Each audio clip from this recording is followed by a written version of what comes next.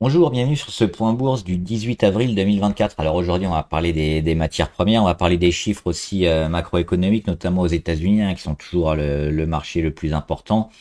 On verra quelques actions, que ce soit françaises, américaines. Il y a les résultats en ce moment qui arrivent, donc pas mal d'actions du CAC qui sont intéressantes et qui vont peut-être donner la tendance ces prochaines semaines. Et puis on verra les valeurs abonnées notamment. Alors avant de commencer, comme d'habitude, je rappelle que les informations et analyses données sur cette chaîne sont données à titre indicatif et ne peuvent pas être considérées comme un conseil en investissement. L'investissement boursier est risqué et vous êtes responsable de tous les investissements que vous faites. Alors le petit graphique, qu'est-ce que c'est? C'est l'indice Fed de Philadelphie sur le manufacturier. C'est un des indices les plus importants qui permet notamment de mesurer la santé économique dans le milieu manufacturier aux États-Unis et dans la banlieue de Philadelphie. Alors là, on a quoi? On a eu un pic, hein, les chiffres ils sont tombés cet après-midi à 14h30, on a eu un pic pour signifier une amélioration du secteur. Et on le voit avec un beau chiffre, parce qu'on était à 15,5. Et on attendait plutôt 3. Et on le voit, on était vraiment dans le négatif depuis tout 2023, même début 2024. Bon, il y a des petits pointes comme ça positifs, mais c'était pas énorme. Et puis là, on a un gros pic, donc ça renforce encore l'idée que on a un secteur très fort aux États-Unis, un secteur de l'emploi qui est plus fort que prévu, malgré l'inflation, donc l'inflation qui va encore durer. Et bah, ça met peut-être le dernier coup dans l'idée qu'on pouvait avoir sur une baisse des taux en juin et les trois baisses des taux en 2024. Donc pas forcément une bonne chose. La chose positive, c'est quand même, alors il y a toujours le verre à moitié plein ou à moitié vide, c'est qu'on a quand même une résilience assez forte aux États-Unis. Donc on continue d'avoir une économie super costaud, mais il y a cette inflation et beaucoup de valeurs, beaucoup d'actions n'aiment pas ça parce qu'on a les taux qui vont être hauts et le refinancement un peu plus compliqué, mais ça donne quand même des signaux importants, notamment je pense pour l'euro-dollar aussi, ça peut servir. Moi j'ai toujours comme objectif d'aller sur les 1,04 notamment, peut-être avant la fin de l'année. On va le voir juste rapidement après. Donc c'est ça encore ces chiffres aujourd'hui qui confirment toujours la santé de l'emploi américain. Et au niveau des inscriptions hebdomadaires au chômage, on était à 212 000, donc c'est conforme à peu près à ce qu'on attendait et ce qu'on a généralement. Pas de hausse comme on a eu dernièrement, mais toujours le statu quo là-dessus. On va regarder rapidement les matières premières. Avec le pétrole, il y a eu une grosse baisse hier. Ça reste haussier, ça reste dans le haut de la figure. On avait dit hein, que ces niveaux-là seraient quasiment impossibles à atteindre. Il faudrait un embrasement du Moyen-Orient et probablement d'Israël pour voir le pétrole au-dessus des 95 dollars. Donc là, qu'est-ce qu'elle fait? Ben, elle revient juste à la moyenne, elle retravaille, hein, donc c'est plutôt logique. Tant qu'on tient toujours les 80 ou même les 75, hein, on est toujours dans un pétrole haut, dans un pétrole cher. Et il n'y aura pas de gros mouvements. Après, ces petits mouvements-là peuvent quand même être interprétés et joués sur le court terme pour certaines valeurs, mais à ce stade, c'est pas un signal négatif, hein. À l'inverse, on aurait eu un embrasement et un signal extrêmement haussier si on avait pété ici les 94, mais c'est pas le cas et il y a peu de chance. Le cacao, alors ça c'est le graphe d'hier, mais aujourd'hui on est encore haussier sur le cacao, donc rien de neuf hein, sur le marché du cacao, peut-être jusqu'à la fin du mois, on verra, on est déjà le 18, mais on est toujours haussier, alors il faudra à un moment prendre ses bénéfices, penser à mettre des stops, mais pour l'instant on est toujours favorable sur le marché du cacao. Je fais pas les autres valeurs, hein, c'est toujours comme d'habitude, hein, le cuivre, l'or, l'argent haussier, palladium, platine plutôt en retournement, même si on attend la confirmation, et on va voir. Je voulais voir l'euro-dollar. Donc, alors là, on a une petite hausse de l'euro hein, depuis 2 jours, mais l'objectif est toujours là hein, sur les 1,04 ici, déjà touché mars 2023, octobre 2023, et puis on vise les 1,04 pour a priori c'était septembre, un peu plus avant, un peu plus après, on sait pas, mais donc ça nous met ici août, ça nous met même voilà, ici pour les 1,04. Alors il y aura peut-être encore du travail, du rebond, il y aura peut-être les chercher avant, mais c'est ce vers quoi on se dirige a priori. Hein, c'est un dollar toujours un peu plus fort. Et puis voir ce qui va se passer ici, parce qu'il y aura peut-être après les États qui vont essayer de rectifier le tir pour pas avoir un dollar trop fort par rapport à l'euro, mais a priori c'est quand même une trajectoire vers laquelle se dirige l'euro-dollar depuis la fin d'année dernière maintenant. On va voir. Avant de commencer avec les actions, je voulais faire un petit point sur le Bitcoin parce que c'est plutôt intéressant ce qui se passe et c'est un peu ce qu'on avait prévu. Alors en plus de temps, hein, si je le retrouve. Crypto. C'est ici, donc moi j'attendais le Bitcoin sur les autour des 52, probablement 55 000 dollars. C'est en dollars, hein, je fais pas les graphes en euros. Donc oui, c'était cette stratégie-là qu'on cherchait avec peut-être une baisse assez forte et rapide. On va juste la décaler dans le temps et peut-être la retrouver ici avec la moyenne à 200 hein, dans quelques semaines. Et pour l'instant, on le voit, il y a eu une petite phase de congestion qu'on a cassée ici le 13 avril par le bas, donc confirmation de consolidation sur le Bitcoin. Et le Bitcoin qui se comporte de plus en plus comme un actif normal, comme une action, évidemment parce qu'on peut plus le considérer comme une crypto. Il y a beaucoup d'investisseurs institutionnels dessus. Il y a beaucoup d'ETF aussi qui ont été approuvés maintenant. Donc c'est quelque chose qu'il faut trader plus comme je pense maintenant une action et un actif traditionnel plutôt que comme une crypto-monnaie. Et donc le but c'est de les retrouver ici, hein, peut-être sur les 52, 55 dans quelques semaines. Et là, ça m'intéressera pour acheter. On a également l'oblique RSI, on voit au niveau de la MACD aussi. Donc, on est en phase de conso, donc attendre un meilleur prix. Et le halving, alors sur le halving, je pense qu'il a été en partie pricé. On a déjà eu le boom avec l'ETF sur les accords et puis le halving, la division par deux de la récompense en Bitcoin pour les mineurs. Ça pourrait aussi jouer, mais peut-être moins fortement que ce qui s'est passé ces dernières années avec une crypto qui n'était pas encore aussi jouée par tout le monde et les institutionnels notamment. Alors on va regarder le CAC 40 qui fait plus 0,5 mais qui fait surtout qui continue sa consolidation hein, sous l'oblique rouge. Ici on est toujours en phase de conso, on peut voir ici une tendance comme ça qui est en train de se dégager. Un petit canal éventuellement hein, si on met la flèche plus bas. Donc rien de nouveau, hein, on casse à nouveau notre support résistance, mais on est toujours baissier.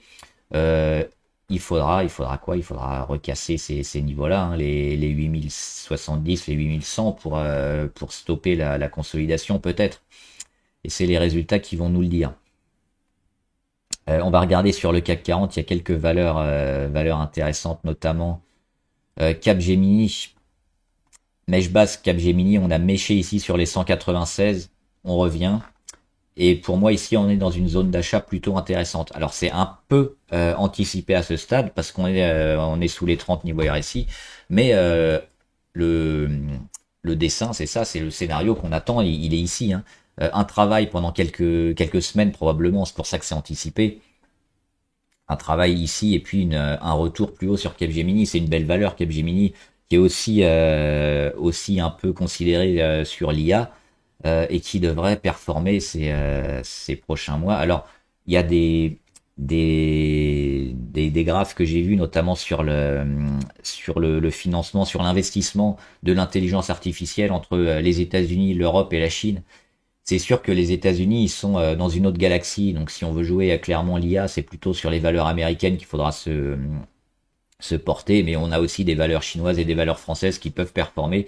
Ce sera pas les leaders, mais elles ont aussi un potentiel intéressant. Donc là, on surveille Capgemini, on a Dassault Systèmes aussi.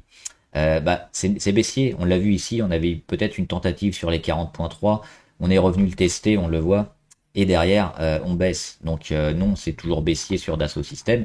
Ça m'intéressera aussi, on a cassé aussi les 38.6.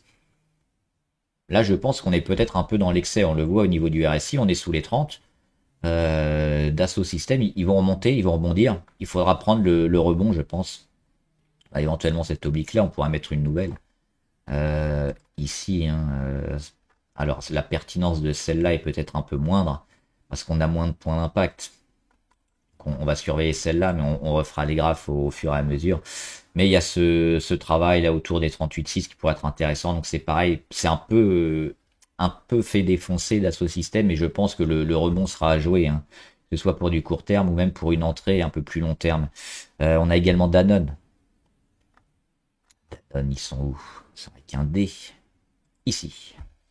On avait fait le graphe. Danone, ils ont annoncé leurs résultats aujourd'hui, hein, avant bourse. Euh, alors, acheté dans un premier temps et puis vendu lors de la séance, donc en demi-teinte. Mais on avait fait le dessin ici, hein, retour sur la moyenne à 200, le travail et puis la tentative de sortie. Alors ce chandelier rouge, on va attendre quand même quelques jours et quelques chandeliers qui suivent pour bien l'analyser. J'ai du mal. Parce qu'il envoie à la fois des signaux positifs et négatifs. Donc pour l'instant, on est un peu en mode attente sur Danone, mais on serait plutôt enclin à le voir du côté positif. Si on revient, hein, sur les 60 et qu'on part, on aura un gros signal de vente. Maintenant, c'est un peu bizarre ce que nous met ce chandelier. Donc peut-être pas de précipitation sur Danone et un peu d'observation. Il y avait aussi la FDJ et Alibaba. La Française des Jeux qui a annoncé ses résultats moyens, mais on revient ici sur une zone de gap qu'on n'a pas comblé. Alors on avait un support à 34,9, on a le gap sur les 34,4 environ qui n'a pas été comblé, on a la moyenne à 200, donc c'est cette zone-là qui est pas mal et qui devrait peut-être être jouée avant de réamorcer un rebond. Donc on continue la conso sur FDJ, donc il faut attendre. Il faut attendre et reprendre quand ça rebondira, parce que ça reste une valeur super intéressante, mais là, on est monté très fort, hein, on l'avait dit ici, le W, le gap, le signal d'achat. Derrière, il y a la conso, donc ça se reprendra, ça s'achètera, mais c'est un peu tôt pour le moment. Et puis on a Alibaba. Alibaba qui a comblé le gap aussi hier, le petit gap ici. C'est toujours baissier, c'est toujours une valeur qu'on surveille. Et puis le jour où la Chine mettra des gros signaux de force, je pense qu'Alibaba va bien performer. Pour l'instant, c'est pas le cas. Il n'y a pas trop de volume non plus, hein. Il ne se passe rien sur Alibaba, il y a rien à faire à part de l'observation. Et puis j'avais Tesla aussi. Tesla, donc on avait parlé hier, mais eh ben, qu'est-ce qu'elle a fait aujourd'hui? On va zoomer un peu. Ce support à 152,3, il vient d'être explosé à la baisse. Petit gap baissier, on le voit pas trop, mais zoomer, il y a un petit gap, hein. Hop, on va le marquer. Il n'est pas énorme, mais pour l'instant, il n'est pas comblé. L'action continue de descendre. Est-ce qu'on peut jouer éventuellement? On est proche des 30 aussi niveau RSI. C'est peut-être une accélération de la baisse et peut-être un peu de sell-off sur Tesla, hein, qui a beaucoup de mal en ce moment. Donc retrouver l'action ici sur les 110, ça ferait quand même une baisse pour ceux qui jouent les shorts de près de 25%, donc un quart de la valeur. C'est plutôt intéressant, hein, sans levier. Donc Tesla, elle est sous pression. Elle peut rebondir, elle peut repartir, mais là on a une zone un peu tendance qui peut arriver. Et les signaux sont plutôt rouges sur Tesla, donc moi je viserais plutôt la baisse avec toujours des stops de protection, hein, si ça remonte, mais ce serait plutôt intéressant à jouer. Et enfin les valeurs abonnées.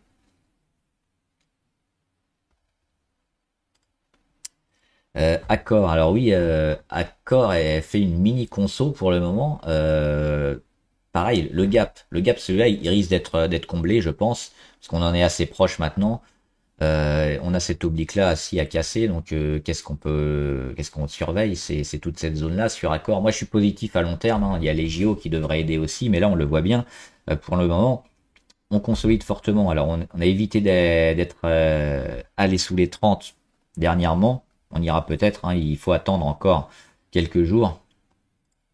Si on recasse par là, il y a des chances que ça ne rebaisse pas et qu'on comble pas le gap. Donc ça s'achètera, hein, les 41,2, mais sinon on comble le gap, on retravaille comme ça et puis on repart. Donc on a a priori deux scénarios.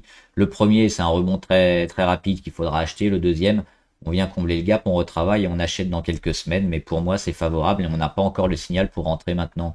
Adobe, ils ont du mal, Adobe. Finalement, le petit support ici a pas suffi, mais je pense qu'ils seront rachetés parce que la perte a été un peu trop grosse sur le titre. Ça reste une super valeur. On a un petit gap aussi ici, là, qui pourrait être comblé.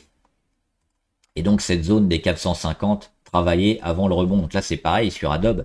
C'est cette zone-là qu'on visait, mais qui a pas eu lieu. Donc c'est peut-être celle-là qu'on va chercher maintenant. Ce travail-là, le support, la cassure d'oblique, et là on achète Adobe. ASML, alors plutôt long terme, malheureusement rentrer dessus à un mauvais moment, on a un secteur un peu bas sur les semi-conducteurs, mais ça reste un peu comme Alphabet. J'étais pas rentré au meilleur des moments sur Alphabet, je vais remontrer rapidement. Ici, j'étais rentré par là sur Alphabet. Quelques jours après, elle avait annoncé ses résultats, comme ASML, hein, qui vient de les annoncer, et boum, on se fait dégager, on perd, on perd 10%. Mais ils ont une telle force de frappe et puis une telle implantation en tant que leader d'Alphabet qu'on n'a pas seulement les graphiques, on a aussi tout le contexte et les fondamentaux qui sont excellents. Derrière, qu'est-ce qu'elle fait? Elle continue de performer et elle va plus haut. Donc ça fait partie des actions sur lesquelles il faut, je pense, ne pas paniquer. ASML Holding, elle est dans le même cas. Alors elle a beaucoup monté, mais je pense qu'elle va retravailler et qu'on pètera les 1000 durant l'année. Donc je ne me fais pas trop de soucis a priori pour ce genre de valeurs qui sont en avance par rapport à tous leurs concurrents. Dassault Systèmes, on l'a fait. Ecopétrol, ah, c'est une petite valeur ça ou pas? Ecopétrol, je connais pas. J'ai pas fait les graphes. On a une résistance, hein, à 12.2 qui a fait pas mal d'échecs et qui incite pas trop à l'optimisme pour le moment. Il faudrait voir la force du pullback. Là, on a eu une belle reprise. La tendance est plutôt correcte à moyen terme, on le voit, mais on a ces résistances qui passent pas. Il faut voir ce qu'on perd. Si on a une zone un peu de conso, je sais pas, ici, ce serait plutôt pas mal. Là, c'est moins bon. Et puis, éventuellement, celle-là. Donc, ces zones-là, je pense à jouer éventuellement les 11, les 9-8 et les 8-20 en gros sur cette valeur. ESSO, ah, on se rapproche des 150, ça y est, les 150 ils sont même dépassés, hein, c'était un de mes objectifs sur ESSO.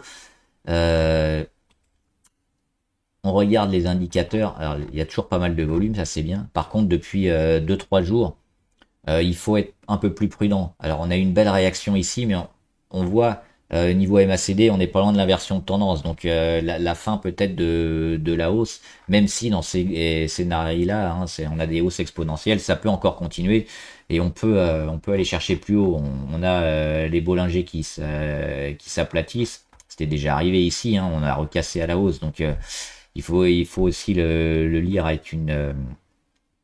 avec toujours pas mal de précautions. Mais ça fait beaucoup parce on est déjà reparti plusieurs fois sur SO. Là, c'était l'annonce du dividende énorme, hein, qui va être donné autour de 10%. Euh, on est toujours en surachat depuis quasiment non-stop depuis le mois de février, hein, depuis mi-février. Ça fait 3 mois qu'elle surperforme. Il y a forcément un moment où le retour de bâton va arriver et on en est peut-être pas loin. Donc plutôt mettre les stops, et moi si je mettrais des stops peut-être par là, hein, cette zone-là autour des 130, pour éventuellement me garder la possibilité de continuer, parce que ces valeurs-là, faut pas les quitter quand elles partent comme ça, parce qu'on fait un pourcentage énorme, mais aussi à un moment prendre ses bénéfices. Donc on cassera la moyenne à 20, on annihilera toute la belle poussée qu'on a fait, ça me semble être un niveau intéressant sur Nike. Elle a rebondi ici, elle a fait ça, Nike, hein. Hop, on va chercher, on revient, et on repart. Donc oui, depuis là, le 11 avril, on peut jouer quoi? On peut jouer un rebond technique, parce que la tendance, on le voit, elle est quand même merdique, hein, sur Nike. Les plus hauts ici, 174, 130, 120, 107, on fait que descendre, mais ce support à 88 est intéressant. Il a fonctionné, donc là, on est en mode rebond technique. Le but, c'est de voir jusqu'où, jusqu'à la moyenne à 200, peut-être sur les 100, 101, jusqu'à la résistance à 87. C'est ça qui va nous cadrer la valeur. Mais là, ça va mettre du temps pour lancer une tendance, hein. Ce qu'on peut attendre sur Nike, c'est ça et quelque chose peut-être cet été, hein, avant de jouer Nike. Donc éventuellement maintenant, on est assez proche du retournement, donc pour poursuivre la tendance. Mais moi, j'attendrai quand même plus de niveau pivot cadré à casser pour me remettre sur la valeur. Renault. Renault. Alors il y avait Renault et Stellantis. Ils ont bien monté Renault. Moi je préfère un peu Stellantis quand même. Maintenant sur Renault, on le voit, hein, cette zone qui fait à nouveau obstacle. Pour l'instant, elle est toujours haussière, mais elle pourrait rentrer en conso un peu longue, un peu lente, vers les 43, je pense. Et au niveau de Stellantis, bah, c'est ce qu'on avait dit, la conso, hein, en 2 temps. C'est exactement ce qu'elle est en train de faire vers les 21,8. Maintenant, à moyen long terme, peut-être je privilégierais Stellantis quand elle aura fini sa conso, donc dans quelques semaines, je pense, vers les 22 avant. Pas avant, là, il y a encore un peu de marge. Sur Renault aussi, hein, peut-être les racheter ici vers les 41, 43. Mais sur Renault, un peu moins fort peut-être. RWE,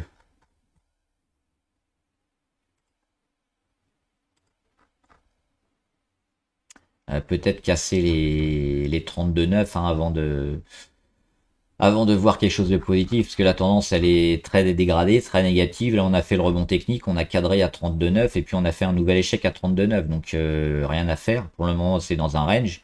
Le jour où on casse, peut-être qu'on sera un peu plus positif, mais pour le moment, éventuellement racheter le support ou racheter la cassure des 32,9 Sodexo. Ils ont fait une belle montée dans leur canal. Est-ce qu'ils commencent à se calmer, Sodexo? Hop,